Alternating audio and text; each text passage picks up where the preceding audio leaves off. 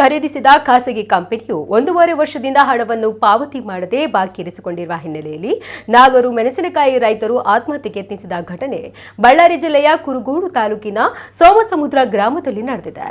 ರುದ್ರೇಶ್, ಹನುಮಂತ್, ಶೇಖರ್ ಮತ್ತು ಕುನೇಶ್ ವಿಷ ಸೇವಿಸಿ ಆತ್ಮಹತ್ಯೆಗೆ ಯತ್ನಿಸಿದ ರೈತರು ಹಣ ಪಾವತಿ ಮಾಡಲು ವಿಳಂಬ ಮಾಡಿದ್ದನ್ನು ವಿರೋಧಿಸಿ ಇತರ ರೈತರೊಂದಿಗೆ ಪ್ರತಿಭಟನೆ ನಡೆಸುತ್ತಿದ್ದ ವೇಳೆ ವಿಷ ಸೇವಿಸಿದ್ದಾರೆ.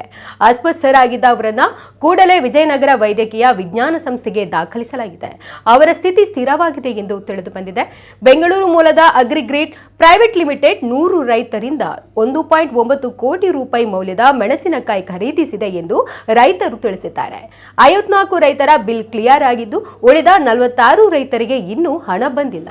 ಬಿಲ್ ಬಾಕಿ ಉಳಿದಿರುವ ರೈತರಲ್ಲಿ ಒಬ್ಬರಾದ ಹನುಮಂತಪ್ಪ ವಡ್ಡರ ಮಾತನಾಡಿ, ಕಂಪನಿಯಲ್ಲಿ ಜಿಲ್ಲೆಯ ಹೆಸರಾಂತ ವ್ಯಕ್ತಿಗಳು ಷೇರುದಾರರಾಗಿದ್ದಾರೆ. ಅವರನ್ನು ನಂಬಿ 220 ಟನ್ ಮೆಣಸಿನಕಾಯಿಯನ್ನು ಕಂಪನಿಗೆ ಮಾರಾಟ ಮಾಡಿದ್ದೆವು.